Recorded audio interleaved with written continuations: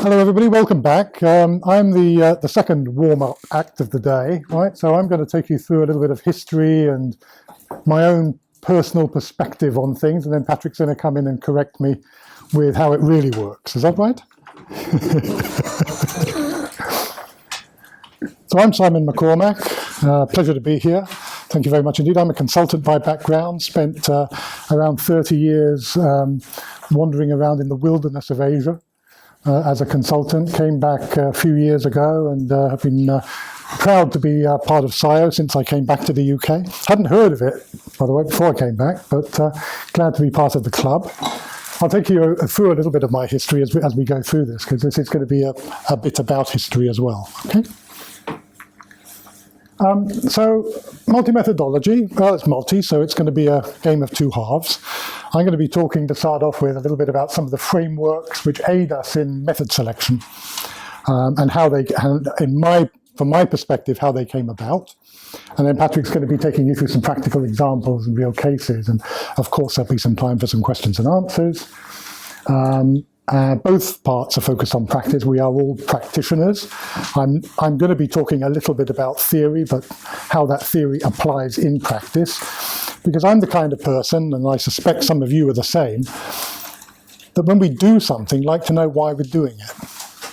We're dealing with complexity. We're dealing with messes, right? We're getting our elbows and probably a lot of other of our body parts immersed in the mess.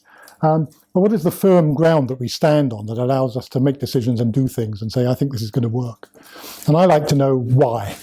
So I'm going to take you through a little bit about why multi-method, why methodological selection perhaps works the way it does. But first, of course, like all good systems practitioners, before we dive into it, we should step up and step back. So stepping up a little bit here, I'm going to put this up as my methodology for interventions. Okay, this is an approach that I've put together for an apprenticeship, one of the apprenticeship programs, that explains what a life cycle approach to interventions might look like. Okay, and we start with framing the situation. We group and prioritize and relate issues and determine how they relate to each other and what things we need to do and why. What questions we need to answer and why, and then we select methods. And with those methods, we do some analysis, we develop action plans, we go make the changes, we evaluate their impacts, and we go around again. And of course, we can jump anywhere from anywhere else because it's not a linear method, it's a set of learning cycles, an inquiry model.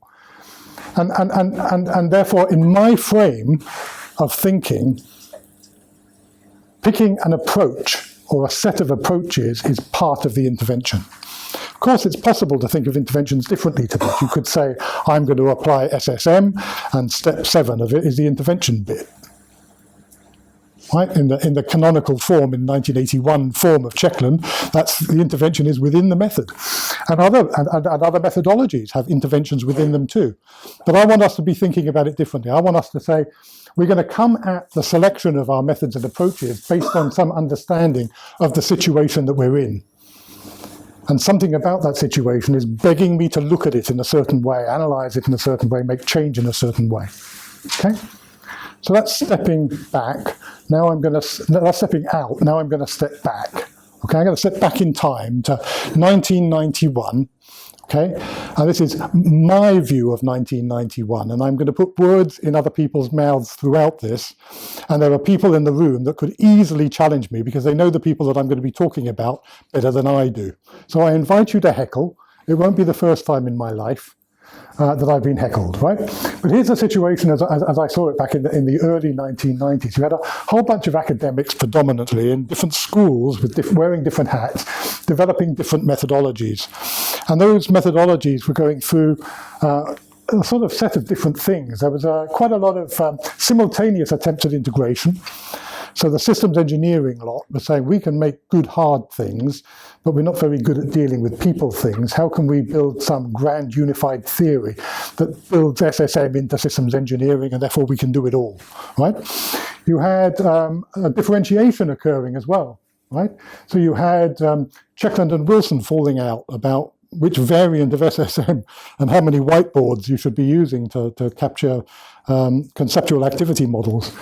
You had system dynamics differentiating between quantitative methods and qualitative causal loop diagramming, which we're going to be hearing quite a lot about from Peter a little bit later. So exciting to hear about the fights that are still going on in that, right? And you had the differences between cybernetics, and this was alluded to earlier, the difference between second-order cybernetics in the US versus Stafford Beers and VSM in the UK. And essentially what would happen is all of these were trying to address complex situations, learning about them, taking action on them, inquiring into them, and then they'd go to conferences, and in the conferences, they'd all fight. This is me looking at this, wondering what the hell's going on. Right? They'd go to conferences and fight, and yet they were all coming at it with the same fundamental premise, which is all views are partial, there is no God's eye view, to take Gerald Midgley's expression, right? No, there is no God's eye view. And yet, here they are, fighting and arguing about our method is better than yours. But there is no God's eye view, but mine is obviously better than yours is. Right? And it was frustrating to me, it was so frustrating to me that I left. Right? After sort of coming in through systems engineering, learning some SSM with Chuckland and Wilson and what have you, and then I walked the earth for 30 years, went to Asia and did some real stuff, and then now I've come back. But I wasn't the only one looking at it like this. There were other people looking at it, wondering what the hell was going on as well. People like, and hopefully you can see that this is actually Mike Jackson, right? This is Mike Jackson with a chef's hat, by the looks of it, right, coming out of his head, looking at it and asking the same question: what the hell is going on, right? And what has happened? And he came to the conclusion in his early days at Lancaster, I believe, and I could be wrong on this, but this is how I've read it. Right? He looked at it and said, they haven't made a paradigm shift. There must be multiple paradigms working here. There has been no shift. There is no new consensus opinion about what system thinking is, what it does, and how it works. And so I wonder what I should go and look at to help me to figure that out. Okay? And where he went wasn't very far from where he was. It was in Lancaster as well, at the same university, funnily enough. And he looked at Burrell and Morgan. And they were doing work in the sociology department, looking at alternative paradigms for the social sciences, for sociological paradigms. And they'd done some work where they looked at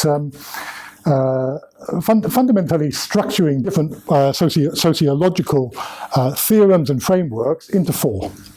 And I'm not going to go into this in detail. This is just getting to a bit of history, right? And they looked at it and they said, well, there are some things which are about subjectivity, where the subject, the observer is fundamental to it, and then there are things about objectivity. Right? There are a set of things like that. There are a bunch of sociologies of regulation, keeping things in check, maintaining order.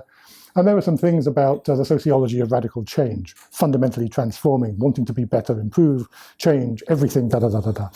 And they came up with this framework where they had, functionalists, very functional, very, as you'd imagine, objective, very regulatory oriented, all the way through to what they called radical humanism, radical change, highly subjective, da-da-da. And Mike Jackson looked at this and said, hey, you know what, maybe I could use this as a lens to look at system thinking approaches. Maybe it'll work.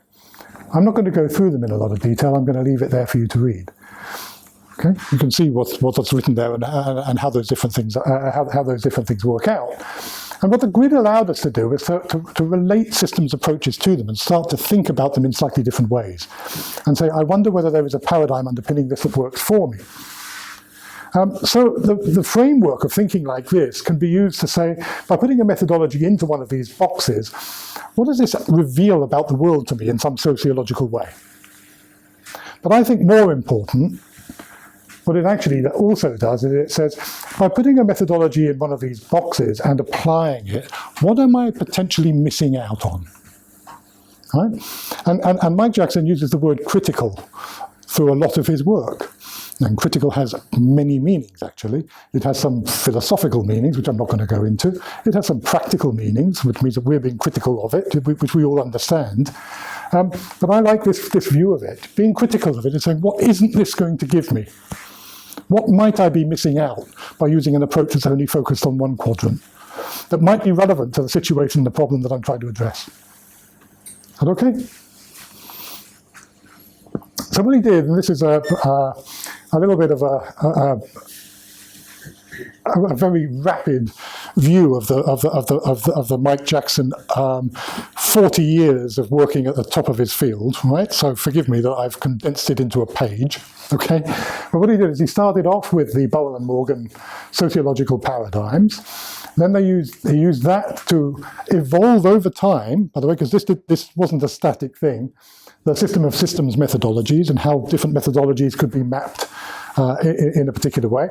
That went then into total systems intervention, that ended up with Midgley's systemic intervention, and what he's ended up with is critical systems thinking. Okay? A lot of work through a lot of different paths that have arrived at thinking about different multiple methods and how they work together, arriving at a very different place. So for example, we take the system of systems methodologies. What we have here is a view where you map stakeholders. There's one stakeholder, there are a set of stakeholders that are in a particularly coercive power-based environment.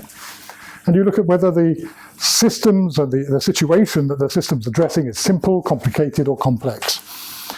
And Mike spent a lot of time working with Bob Flood and I think Jonathan Mingers and a whole bunch of people over a long period of time to come up with this, right? Situating based upon the kind of situation that you're in, the different methodologies and how they might apply. And that evolved. The complicated category was only added in later. It was originally just simple and complex, and they realized that actually there was a distribution of different methodologies that could be applied in different ways. And you'll notice that oh, sorry, this should be over here.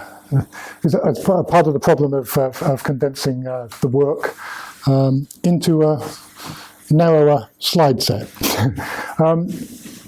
This filled this coercive gap here. And it came in much later. It didn't come in until his 2019 thick book, as you called it, right? There was a big... The doorstop, one use keep door. The door, exactly right. But there was a big gap in system of systems methodologies for quite a long time as it developed, right? But now there is something, and I don't know anything about liberating systems theory. I mean, as you can see, I can't even spell it because it's miswritten on this. Right? So a lot of evolution, a lot of work going on to put methodologies in their particular places, some of which we know, including systems engineering and systems analysis, as simple unitary all the way up to the coercive space of liberating systems theory. Is that clear? And then from there, he developed critical systems thinking. And I'm just doing a couple of snapshots of things which are relevant to methodological choice. Because what the SOSM framework does is it positions methodologies and says, okay, if I'm going to go and address, unitary, complex, I need to be using these kinds of techniques. What critical system thinking does is that it builds very similar to the cycle I showed you right at the beginning, an intervention approach. So we start by exploring the situation of interest, very similar to what I said in my 7-step thing, the first couple of steps of that. And I think the relevant bits of this, you can read the slide about what the EPIC approach does, right? I'm not going to read it out to you, but the things I want to highlight are viewing the situation of interest from 5 systemic perspectives, which has been referenced a few times already today. I'm going to step in and look at those because that is part of the method selection process within critical systems thinking. And then producing an intervention strategy. So appreciating the variety of approaches, choosing an appropriate methodology, choosing appropriate models and methods, and then planning for it. Planning and doing the work. And then obviously intervening flexibly and being able to step, like in my process, to anywhere else based upon what you're finding out as you're doing an inquiry. And what he does is he looks at 5 systemic lenses, essentially. Look at it mechanically.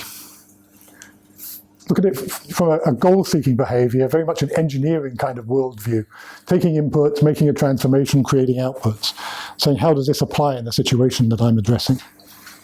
Looks at it from an interrelationships point of view. What are the variables impacting behavior? Look at the linkages and the interaction, the feedback loops that might be working, very much a system dynamics kind of worldview. Look at it from an organismic point of view.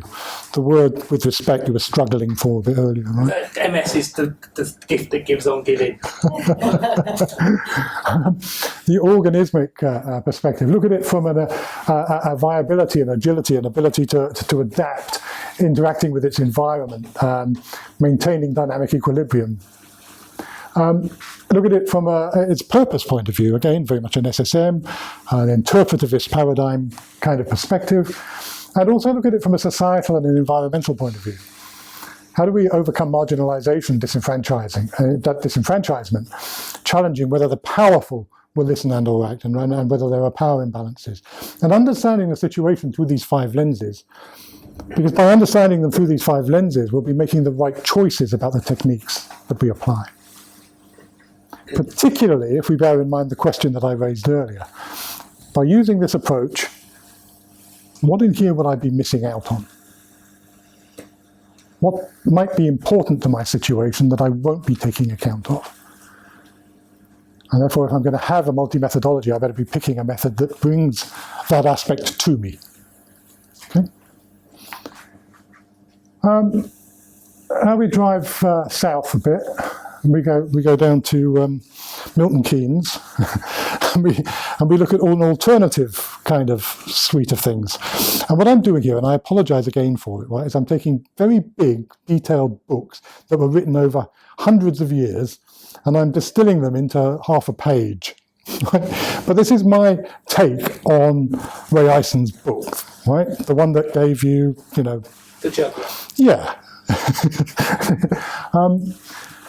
And here we have a conceptual model of practice, right? Where you have, and again, I apologize that the graphics has kind of gone astray as we've compressed it, but you have a practitioner who works with a frame of ideas in order to interact with a situation and learn from a situation, applying a suite of methods and tools, which also bring insight and create opportunities for change for the practitioner.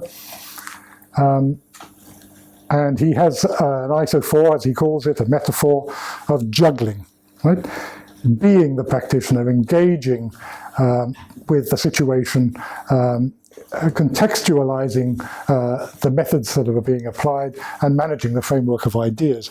And the constant interaction of doing these things as we go through an intervention cycle is the primary model that Ray Eisen bases his systemic inquiry on, right? And what the systemic inquiry does is it allows us, through understanding that this is the way that we're operating, it allows us to work with the situation and learn about it, applying methods as we go. And he introduces the concept of design turns and basically says that there is no prescription for systemic inquiry. It actually needs designing, and designing is a multi-people thing. It's not just from one perspective. You've got to design it with multiple people, understanding, and putting it together accordingly. And then iteratively redesigning. So as we learn things, as we apply a method and a technique, we learn some things, we go back, we pick another set of methods and tools, our framework of ideas has changed, we interact with the situation in a slightly different way, and it becomes an ongoing learning cycle. But what we're doing is designing together. And as we learn something, we redesign. So we go through design turns, design cycles. And the final idea from this very deep, big book that you should definitely read is the idea of bricolage approach. Okay? So another idea for selecting is bricolage. And bricolage comes from art, right? It comes from construction, the construction or creation of things from a diverse range of available things. Pick up what you've got, put it together in certain ways. And a bricolage approach allows us to do that, critically assessing based on how we're engaging, right, with the situation, and through contextualizing methods and managing our framework of ideas, continually building new things and saying, I'm going to apply that. Risk with it is that you only pick parts.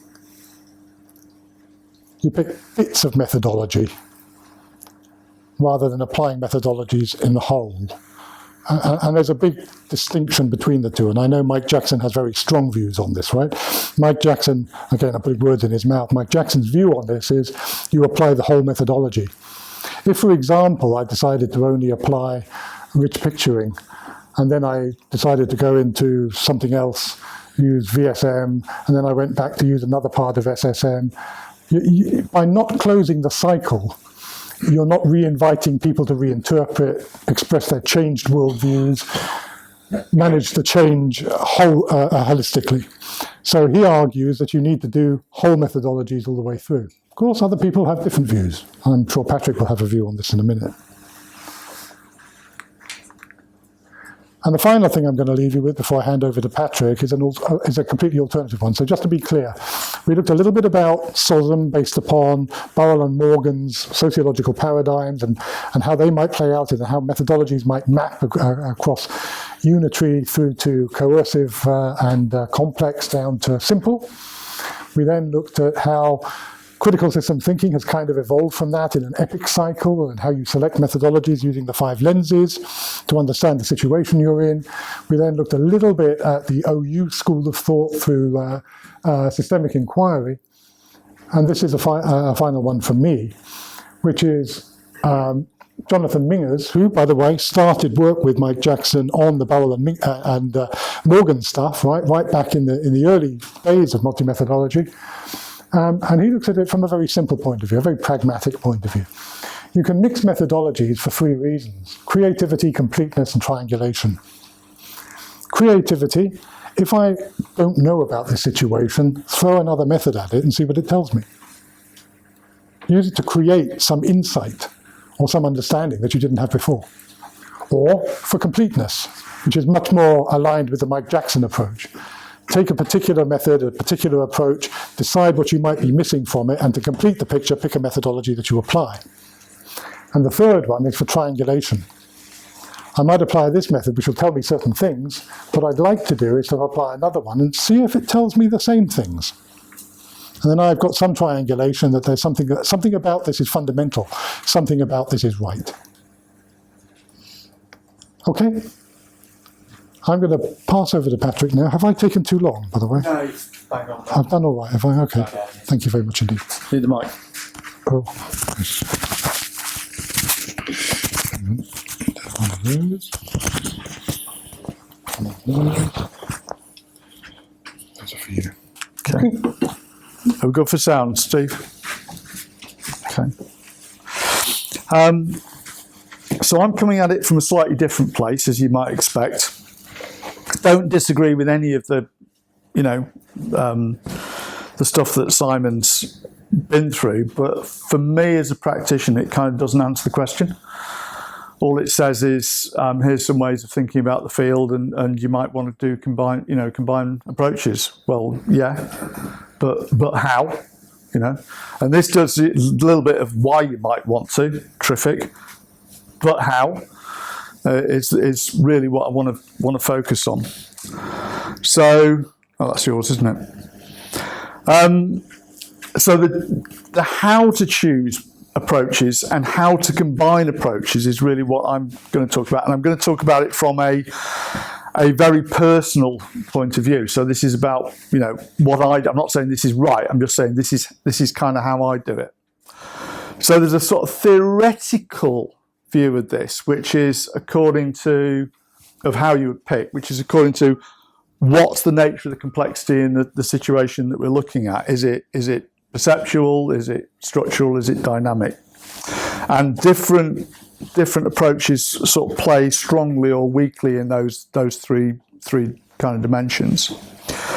I come back to that's also a slightly sort of theoretical thing, because in reality, I don't, if I reflect on my own practice, I sort of do that, but I kind of sort of don't really. If I'm honest with myself and with you guys, mostly what I do is, I do these 2 things. I look at which approach best fits and which of these am I actually any good at? Okay. Now, Matt mentioned that we've got 13 different systems approaches in the SCiO competency framework. I've used 9 of them in anger. Okay, so I do a lot of I've got quite a broad spread of systems approaches, and I do a lot of combinations quite often. Not all 9, because some of them I've only ever used on their own. But really, it's about those. Yeah, this kind of speaks to this, but it's not as kind of structured as as that might imply, really. So, the difference between practice and theory is kind of a big one for me. So if we went to the theoretical place where I would start, it would be like this. So not doing the Mike thing of putting it in simple to complex via complicated boxes. So I think about these in terms of degrees of and different dimensions, really. So you are either, in any situation, it is either more or less perceptually complex, more or less structurally, and more or less dynamic. All of them are true all of the time. It's just where on that gradient are you, really. And different systems approaches play in very, very different places. So there's and the problems look different. So the nature of messes is pretty much by definition a perceptual thing, that we see different perspectives see the problem in different ways, and there is essentially not necessarily a conflict, but there's a part of the nature of the problem is we don't agree on the nature of the problem. Yeah. Complex problems are problems that are made up of multiple parts. They may or may not be messes, but they've got that multi-dimensionality to them. So, for example, what you do about nuclear waste is a complex problem. It's not a mess in the sense that everybody thinks being able to do something about nuclear waste would be a good idea. Yeah. So to that degree, everybody's on the same page. The nature of it as a problem is not disputed. How we solve it is very, very disputed. Yeah, so complex is a different thing to messes. And wicked, the thing that distinguishes wicked problems from complex problems and messes is their dynamics. So when you prod them, the things shift. Yeah, that doesn't mean every dynamic problem's is wicked. So I've been doing this a long time. I've only ever I've come across gazillions of these and loads of these and one of these. Yeah, so people witter on about wicked problems a lot these days, but they're not actually that common. And when you meet one, it's the difference between a domestic cat and a tiger. They really, really, really are different. When you meet it in the flesh, it's a different beast. Different methodologies play in different places. So there's a raft of them that really are focused on the perceptual elements of this. So, classically SSM and CSH, interactive planning, Rosakov stuff, and integration, all high on perceptual complexity.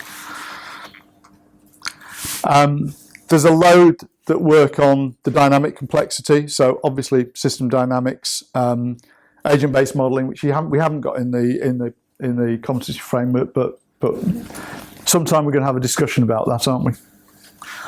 Patterns of strategy and confrontation analysis. And we've got a couple that work very highly on the structural complexity. So different methodologies have different strengths relative to these dimensions. Now, if we were doing this in a theory kind of way, we'd go, oh right, well, locate your problem in this space, and then pick the methodology that's closest to it, and that's absolutely not what you do.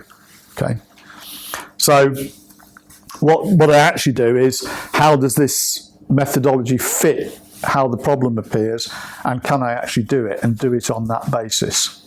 Yeah, so that's on the kind of the picking side of things, if you like. When we're talking about multi-methodology, though, and I mean, most of what Simon was talking about from Mike and Ray and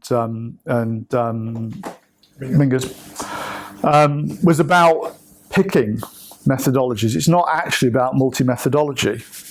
Sorry. Multi-methodology is how you combine the damn things. And for me, that's...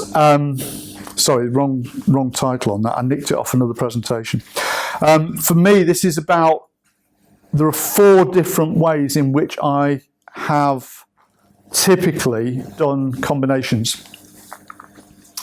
So the first is sequential. So you do an intervention with this, and then you do that, and then you do that. That's pretty straightforward, and it's just a through the life cycle of your intervention thing. You know, you do I don't know, SSM and then VSM and then something else. Complementary, where we're doing 2 approaches alongside one another, and they say something different about the problem situation, which is quite close to your triangulation thing, I think, Simon. Yeah? Nesting, where you're doing one approach within another approach. And the last one is overlays, where it's a little bit like nesting, but it's actually quite a different thing. It's more, it gives us a different readout on this. It enriches our understanding, but we're not actually doing it as a proper sort of methodology thing. So I'm talking about this from a personal experience point of view. I'm not saying this is categorically correct. I'm just saying this is, you know, when I sat back and reflected on because I've done lots of multi-methodology stuff, how I did it and why I did it the way I did it. Okay, so I'm not saying this is perfect by any means. So if I take the first of those, sequential, where we're doing A and then B.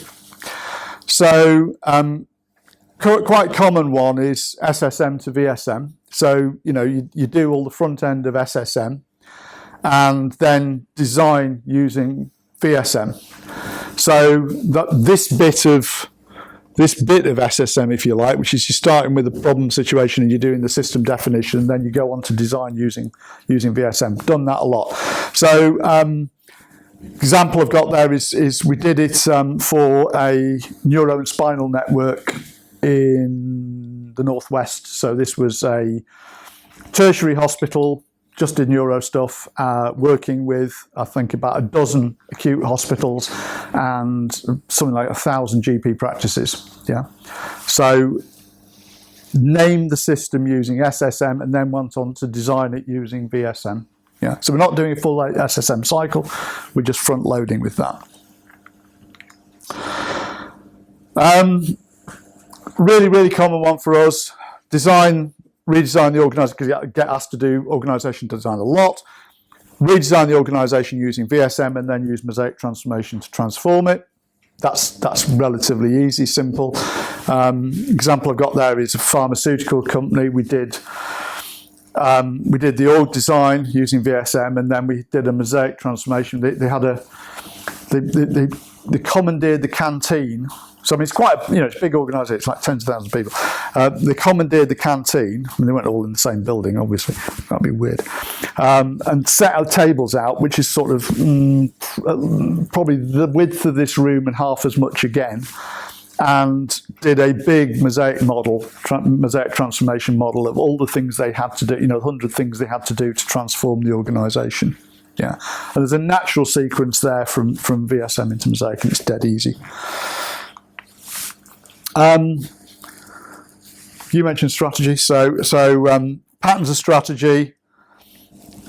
An obvious one is you do the strategy for the organisation and then follow that up with doing the organisational changes to enact the strategy.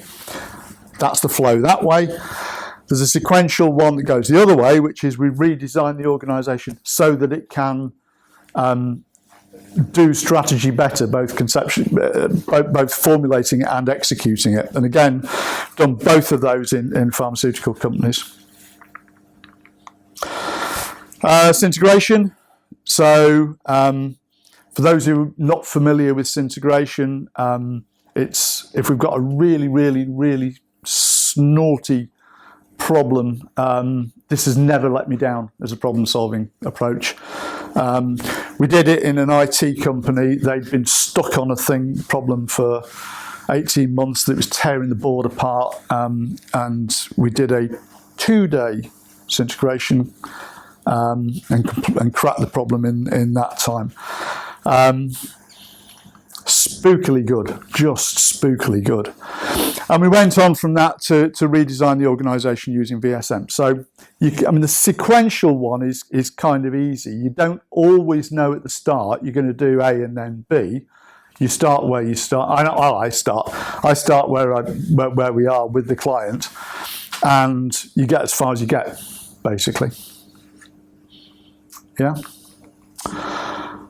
And again, strategy, patterns of strategy goes straight through into transforming the organisation using mosaic transformation. And it's an easy transition. Again, we've done that in pharmaceutical companies. Okay. So that's the easy one, sequential. Complementary, where we're doing two things alongside one another. So, got a project, theoretically we've got a project at the moment in Singapore. It's going at the pace of an arthritic snail, so I'm not sure it's really happening. It's supposed to be redesigning the governance system for the Singapore Health Service. So, and there we've got we're not doing the SD bit. Somebody else is doing the SD bit. We're doing that alongside VSM. Part of the reason it might be bogged down is trying to actually solve this problem, because I said, right, there's two ways, there's several ways in which we can do it. We could do the SD and then the VSM. We could do the VSM and then the SD. We could do them alongside one another, which would be the sensible thing to do. And they'll tell us different things about the problem. Okay. Theoretically, it's not a difficult thing to do. But forgive me, Peter, but the SD guys are having trouble wrapping their heads around doing anything other than SD. But that's, perfectly workable as an approach. Complementary with patterns of strategy and VSM, they give you really, really fun to do that. Well, it's nice to do those alongside one another because they give you different but complementary views of the relationship between the system and its environment, and they each helps the other, and they give you a different. The thing that you said, Simon, of what does this approach not tell me? There's a lot of stuff that VSM does not tell you about that patterns of strategy does, and vice versa. Yeah, so they really, really help one another. Nested. So this is where this is quite Mike Jackson-y, I think. But you guys tell me if I've got Mike wrong on this. So this is basically, you are doing a methodology, but inside that there might be nested within it another thing that you're doing. There are 2 slides on this because apparently I do this quite a lot. So this is more Brian Wilson and Checkland SSM. So if you've ever, Lucy, my ex-business partner, my late business partner, did some work with Brian. And the way Brian did this was stage 1, stage 2, you get to the conceptual modelling, and what did he do? He did VSM. He didn't say he was doing VSM, but he did VSM. Yeah, so that's doing VSM inside of SSM. At one time, he fessed up to the fact that he was doing VSM, but then he got shouted at, so he stopped admitting that. Yeah. Mosaic transformation as a part of the 3-4-5 homeostat in VSM, or as part of the resource bargain. So that's the mosaic modelling built inside VSM. Patterns of strategy within VSM, and the other way round. So within VSM, you can use patterns of strategy for understanding the interactions between the system and its environment, and for the interactions within. Done a lot of that. And similarly, going the other way, you can use VSM as a component inside the modelling in patterns of strategy, and both of those work just fine. SD modelling again. So one of the things SD, of course, does beautifully is rates of change. So that within the strategies is really, really helpful. And the modelling of the connections and the dynamics of that is really, really helpful. Yeah.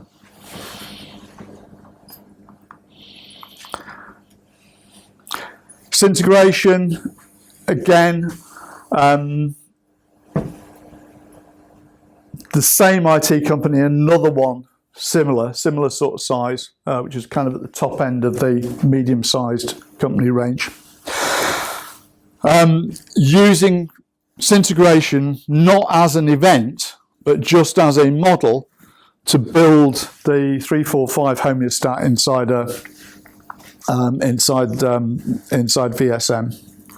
So to actually use it to actually design that, how the conversations needed to happen for that decision-making module to work well. SD models are the rate of change in strategies, so you build that into the patterns of strategy stuff, and SD models of homeostats and connections inside VSM. So I did this in a project with an exam board just down the road here. I worked with them for about 12 years. This was the first project I ever did. We had to do some work on risk, your domain, Robin. And one of the things I needed to do was work out how big the risk team should be. So I built a system dynamics model of that and discovered that they got exactly the worst configuration of risk team. So the most expensive team that they could have that would be totally ineffective. Could I get anybody to look at the system dynamics model? No, I could not. But there you go. So that's taking one methodology and stuffing it inside another methodology. And the last one, and Mosaic is part of the agility calculations in patterns. So one of the things you're doing in Mosaic, for those not familiar with it, is looking at change capacity in different bits. So how much energy it takes to do a change and the constraints involved, all of which factor into can we actually execute this strategy or not. Yeah. And the last one is overlays, where you're using one approach to give you a richer understanding of something in the other one. So quite a common one, this, I think. So one of the things you're doing in SSM, of course, is look at that stakeholder and cultural model. And so using that as a lens on VSM, if you like, helps to enrich your understanding of VSM in a situation. VSM enriches the understanding of, for example, power or agility and posture. You don't have to do the point about the overlays thing is you're not necessarily actually going through the modelling process. You're not actually necessarily doing SSM or doing VSM, but the understanding of it gives you a different perspective on the stuff in the methodology you are doing. Mosaics, that energy and constraint calculation, just sensitizing yourself to that way of thinking gives you a completely different understanding of VSM, I think. And similarly with patterns of strategy. And even when we haven't used it, integration to design the 345 Hoverstadt in an organisation, which was the nested thing, just the understanding of integration and what's going on in that gives you a completely different perspective. Well, it doesn't give you a completely different perspective. It gives you a better perspective on what's going on in VSM in the 345, even if you're not using it in a modelling kind of sense. It kind of sensitises you to that. So I think that's me done on that. So questions for Simon and myself? Peter? So I had very similar discussions and debates and presentations within the systems modelling side. So do you use SD, DS, and whatever. So within that, I've argued with some success with academics and practitioners that system dynamics, because it is visual and less technically demanding and less demanding on data, etc., is what I've described as the entry drug.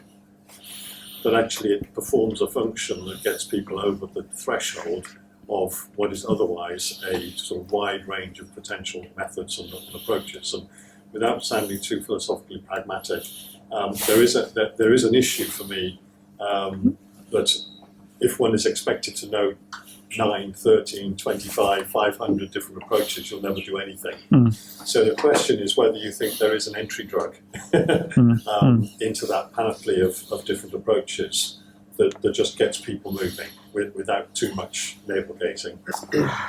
Yeah, I mean, you'll notice as I've gone through that stuff, the same, it's not, I haven't put up 9 methodologies, you get the same ones repeated, yeah? And that comes back to the 2 heuristics that I put up. So one, what's a good fit for the problems that we're facing, or that I as a practitioner are facing, and the other is what am I only good at, right? Now, in my case, that's a feedback loop. Okay, so the problems that I get asked to deal with are the problems that I'm actually okay at dealing with, which is a function of the methodologies that I use. Because I don't do any selling, so people ring up and go, can you help us sort the strategy out, or sort out the organisation, or sort out the change, or whatever, So it cycles around the same stuff, yeah, and then you get good at doing that. So I think there isn't a one size fits all. I mean, I get your entry drug thing. I don't think there is an entry drug. Personally, I think that there are, depending on what sort of stuff you're doing, there's going to be a different entry drug. I like that way in which because for anybody who's new to the world of lots of different methodologies and everything, there might be that tendency to wait for 10 years until they've got your level. No, pick something and do it. So pick something and do it. Yeah. And learn from it, and etc. And that's the sort of sense. And I can't do 9. I mean, if I have to do Conan, for example, I got to learn it all again because it's just gone. And I'm absolutely pants at system dynamics, go. I think if you believe that system dynamics is the entry drug, you've been on drugs for too long. for one section. It's not for the I'm joking. I'm being facetious, right? But I mean, I looked around at the apprentices and they all went. Right? Because the apprentice... That's your perception of how we know. It's my perception. Gotcha. I think there is though. I think again it comes back to the thing you're going to be talking about.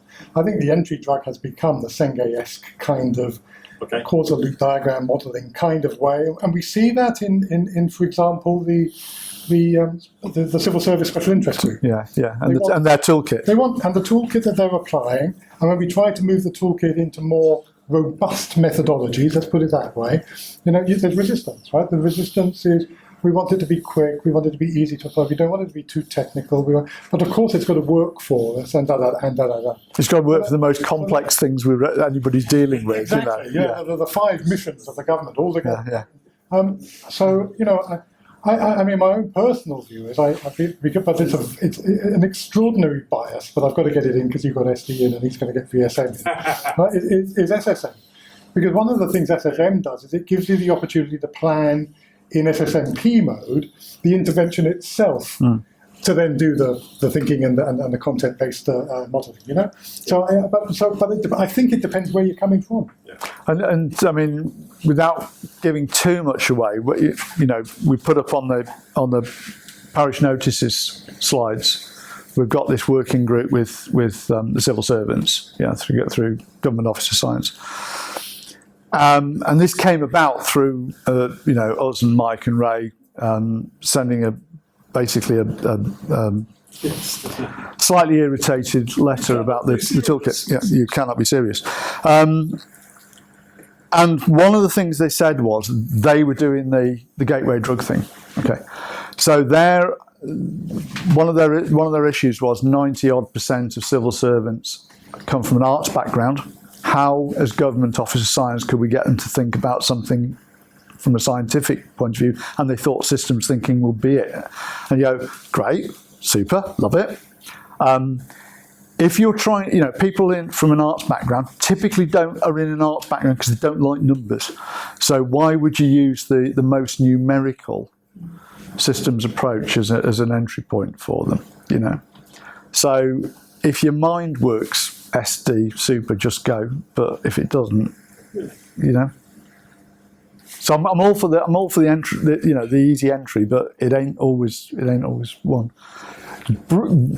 By a close thing, I think Joan first, and then a nanosecond. Yeah, not this competitive around. Regardless of the methodology of the entry drug, I think the entry drug point is a really important question. And for me, because, you know, I'm in the software end of things, it's around disrupting current thinking. So the methodologies are one thing, but what's the psychological? What's the process that you're taking them through? What do you want? What are you trying to take off that's disrupting? You know, so that people can repattern. So you know, all that inaction stuff of thinking from within our own internal systems. So if I answer that from a fractal business point of view, that's not my problem. My problem is they come to me with a business problem, and that's the job is to sort that.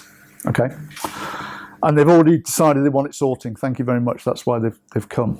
Okay, if I think about it from a SCiO point of view, then all we're doing in systems practice is either taking a too unstable system and trying to stabilize bits of it or all of it, make it more stable, or we're taking a stuck system and trying to destabilize it so it can change. And everything is that. So the overarching thing is working that out. Which is needed. Which is needed where? Where are we trying to... I mean, if you think about your talk, it's all that. What happened? COVID. Everything's destabilized. We can create something new. As soon as those conditions change, they reverted straight back. No, you've got to give us a training course on it. You invented it. No, we need a training course on it, you know? So that's all we're doing. We're either stabilizing or destabilizing or both in different places. So that's your starting point. It's anything that will do what you need to do. It's the how. You're using the methodologies. Yeah. Thank you. Based on your experience and the work that you undertake with the clients, how many methodologies do you put in order to not overwhelm the client and not make it too complicated? Usually one. Okay. Otherwise, you just break their heads. Or you hide one within the other. You hide one within the other. You just don't tell them you're doing so it. that you can take it from many perspectives. How do you keep it to not make it one, and you make it real easy.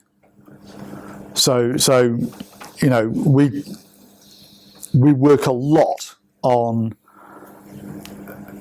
you know, we're not in the business of doing brain transplants. You know, you can't do a brain transplant before you do the work. You have to if you do the work and you do it well, they will end up thinking differently. Okay, so the brain shift, the mind shift comes from doing the work, and you have to have really, really good tooling and methodology to take them through a thinking process that they would not have done otherwise, and work that through. And at the end of it, they will be different people. You know, we've had loads of projects where, you know, I remember doing a strategy workshop. How are we doing for time? I remember doing a strategy workshop in a pharma company, and we went, did the workshop, fine. Came back, I don't know, 9 months late, a year later, something like that, and they called us back to do some little reshuffle in the board, and you just go, why on earth have you got us for this? You don't need us for this. Partway through the meeting, one of the directors goes, we should be completely re-evaluating the strategic situation in the organisation because this is happening and this is happening and this is going to happen. Da, da, da.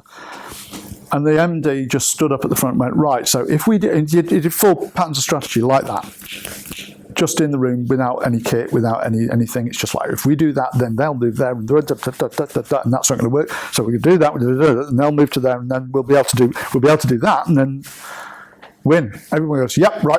And they'd never, ever have been able to do that before. And it's just an instinctive way of thinking for them now. And that's purely having tooling that allows them to do that easily. Simon. Yeah, I come in there as well. I want to link it back to something Matt said earlier as well about the language and system. The word system means an IT system, and a lot of people think that. So I spent a lot of my life working in consulting in the telecoms and the ICT industry. And ICT is full of systems. So I use systems techniques without ever using the word systems with the client for 30 years, pretty much. And I think that's kind of important. Because, yes, you might be using multiple techniques, but they don't need to know the language that you're using inside to do the stuff. It's almost irrelevant to them. And actually, it's a point that I want to emphasize. Even with one methodology, right? So if you take SSM as an example, when Checkland wrote that originally, when he developed the SSM originally, he had part of the methodology, steps 1 and 2, and I think 5, 6, 7, were in the real world, and the other steps were in the systems thinking world. And I think that really exists. What I've found, even when you're trying to teach somebody SSM and develop them in SSM, their ability to do conceptual activity plan modeling is very low. So recognize that there is a space for the analyst to do analyst kind of things, which is separate for the things that you do with the client in the real world. They're actually quite different. And I think the more methods that you apply, the more multi-methodological, the more that is. The more that applies. Yeah. Matt. Okay, 2 things. First is I have got a message from Mike. He just asked me to point out to everybody that Hull has been doing multi-methodology since 1984. He just wanted me to get that. Have you calmed him down on that one?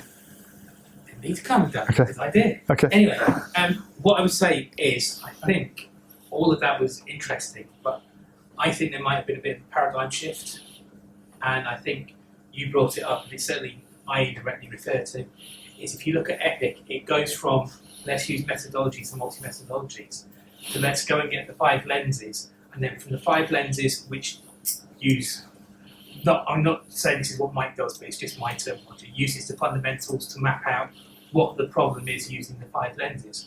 You then go and select the primary and secondary issues, and what the primary and secondary issues are then sort of influence what you will use as your methodologies, or which tools. So instead of being nested or sequential, you'll use bits of a methodology that's appropriate to solve a problem, because it's about turning it from solving the problem or using a methodology, which is historically how systems thinking used to work, to actually we are going to focus very much on identifying the secondary and primary problem. And because it's iterative, when you do something at any point within the EPIC process, you go back and you ask, has this changed what my secondary and primary problem was? In which case you may actually reuse different tools or different parts of the methodology or different methodology. So looking at all the diagrams that Patrick put up, I think he'd be almost horrified, because every single one of those from the word I can't pronounce perspective, because that's what VSM is. And actually what the paradigm shift is, actually it's about taking these 5 very different viewpoints and these approaches, or not approaches, 5 different viewpoints, perspectives, and using them to work out what the problems are, because that's the second step, and it's not as obvious as it needs to be. And from there, that dictates which tools, methodologies, approaches, whatever you want to give, is utilised, and I think that's very different. Instead of going, let us go use let's use VSM or use SSM to identify the problem. Now we're going, let us look at the world use and work out what the problem really is before we even start thinking about methodologies and approaches. I don't think that's different, Matt.